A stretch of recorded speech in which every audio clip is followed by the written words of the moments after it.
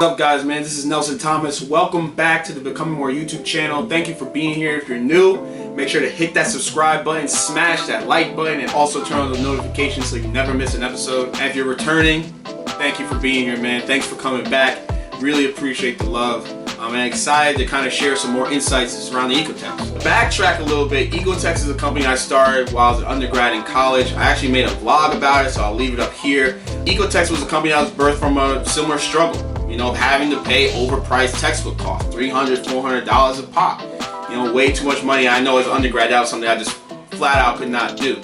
So ultimately, we always try to do anything but buy those textbooks. So during my time as undergrad, we started this company as a team together and been rolling ever since, operating now for around 3 years, building up the company, the vision, and moving in that fashion. So it's been a really exciting ride, and I'm excited to share with you guys how we kind of got started, how we got to the point that we're here today. So what is ecoText? ecoText is a single sign-in aggregation tool that allows students and enables students to find any of their favorite researching materials or much needed researching materials in a fraction of the time. We have a plethora of subjects that you can buy into alongside our technology for as little as $2.99 that provides you all the resources you need to be successful on day one of class. So we're really excited about the traction we have built so far, starting this as undergraduate students and now out there on the marketplace with a fresh product, with a fresh look, ready to create opportunity to affordability for students across the country. And it's been an exciting journey, man. We were invited, last year to participate in the Forbes 30 Under 30 conference. We then were recognized as one of the top innovative companies of New Hampshire. And then most recently, up to date, we raised $166,000 of equity crowdfunding. So we made a lot of strides in the short time we've been operating. During the time we started as undergraduate students faced with this similar problem to now being, here out in the space operating as a business, and it's so exciting. Obviously, there's been mistakes along the way. It's never easy, and we still have so far to go. Nonetheless, I want to be able to tell you how we kind of got started and moved up to this point, and share some of those insights. So this video is how to start a business, starting now. So really a good way to think about the venture you're trying to create is, what is the problem I'm looking to solve and why? And the point I'm about to make next is something I cannot stress to you enough. The starting of a business cannot be for the sole purpose of making money. Now, I know that sounds really contradictory, but I'm going to repeat myself. The reason you start your business cannot be for the sole purpose of making money. If it's only for the purpose of you making money, you are going to get burnt out very quickly. The amount of effort needed to be able to gain traction and then customers, and then enough customers to break even, then break even to go to profit, is something that is arduous, and it's going to take what we call sweat equity far before you ever see the return on those investments for your effort. It has to be something that is rooted in a passion, in a love, maybe a desire, something that you know you're good at, something that you can scale. That has to be the driving force to make a difference. Really, it has to be the driving force to why you're starting a business. It could be a micro difference, it could be a macro difference, but nonetheless, if the sole purpose for you starting your company is for the simple mere fact that you want to make money, you will fail. I'm just going to say it just like that. What Damian Lillard said, don't believe that time is money, money is time. You stay focused, you look up, and your money is fine. As he does his thing, it's kind of like, if he does his thing, his money's going to be fine. And you are going to fail because it is arduous, as long as it's painstaking. You need to have some type of personal skin in the game and feeling, because this is something that is really going to become your baby. This is something that you're going to fall in love with. This is something that you're really going to want to see succeed. And for a long time, that's going to be built on motivation. That's going to be for the sole purpose of driving an innovative product that has an ability to save a lot of people time, convenience, make their lives easier. It has to be a purpose-driven endeavor more than an outcome-driven endeavor. Otherwise, you're going to see the burnout very, very soon. And that is regardless if it is a for-profit or a non-profit operation. You have to decide what is the best avenue for you. We went for the for-profit route because it gave us the ability and flexibility to scale more rapidly than particularly a nonprofit would. But however, the position stands that it needs to be a purpose-driven endeavor, not an outcome-driven endeavor. And in that way, you're going to see much more longevity in your ability to maintain the efforts needed to build a company that started from an idea to an actual tangible product. Another very pivotal thing when starting your venture is looking at the market size and the opportunity. When you're analyzing the market size and the opportunity, you want to see what is the competition in this landscape, and has the pendulum swung in a way in which makes my maybe new idea, or even if it's not a brand new idea, my new venture, my new company, something that is able to compete within the marketplace. Is the market young enough that isn't inviting to new competition, new business? Is the market shifting in a way which is inviting to new disruptive ideas, which breeds new ventures? Right? You have to analyze who's in the market, how old are they, what's the market opportunity, what's the size of it, how many potential customers is there, and what is the overall opportunity that lies from me starting this endeavor. What is the likelihood that based on the other competitors in the market, I have an opportunity to compete and compete well. Right? These are things that we have to do, analyze no matter what venture you're doing, analyzing the competition, see who else is out there. Competition not only in other ventures in the space, but what are people already doing? Sometimes you had the right idea at the wrong time.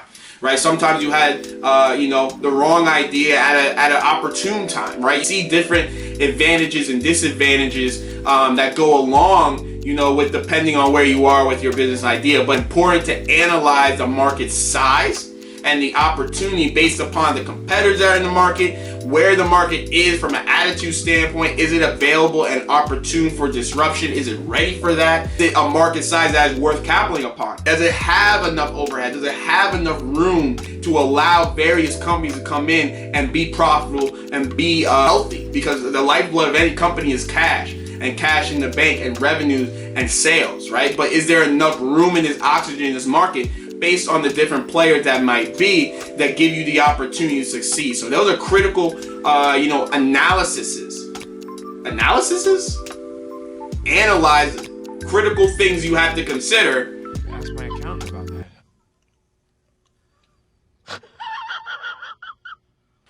Before starting your venture is to analyze the market size, the opportunity, where it is today, and who else is there to understand what is going to have to be done to succeed. And thirdly, something you want to consider too, and something we did a really great job of, Joel, our CEO, did a fantastic job of, is finding the correct partners and teammates to go alongside you in this venture. And we all have our various specialties and things that we bring to the table. And it's important when considering a partner, a teammate, somebody else to come along this venture is, does this person offer something that I either can't do myself due to my bandwidth or opportunity, or or my time constraints, or does this person offer something I can't do as well? That's really important to consider, because you want to be bringing in people that have their own unique skill set that they bring to the table, that can really leverage an opportunity to scale and uplift the business and add more skills and resources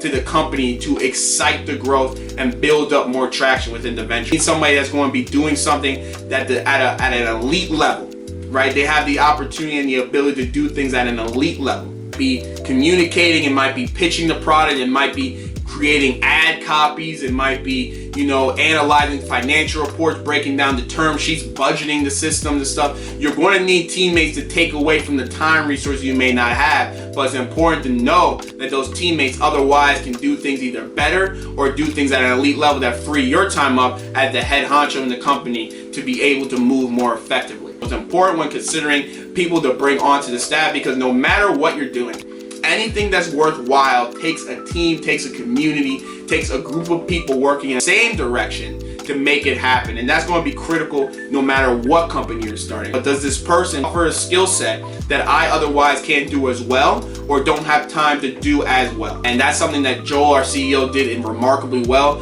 bringing me in back in 2018 alongside the other teammates that we have. And it's been a fantastic journey so far. But we wouldn't be where we are today, although we have such a long way to go. We wouldn't be where we are today without the team, without the people in the engine running the ship and working alongside one another towards a collective goal. So guys, those are my kind of insights behind, what go into starting a business. Foundation is so important. Remember that it has to be purpose driven. It can't be outcome driven. You'll be in this thing for the long haul, and if all you are in it is for the dollar bills at the end of the day, you're going to see that burnout.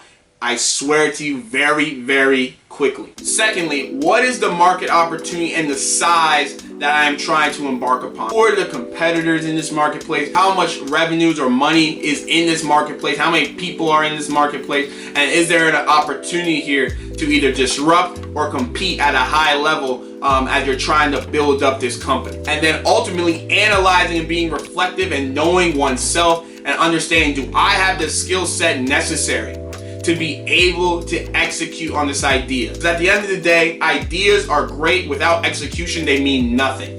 And remember, nothing is built overnight. Nothing is built alone. And when you're analyzing particular partners that come alongside you, do these people offer a unique skill set I otherwise can't do myself or do better than me? And that's important to consider. So there it is, guys. Those are my insights and kind of the experience I've had building my own venture.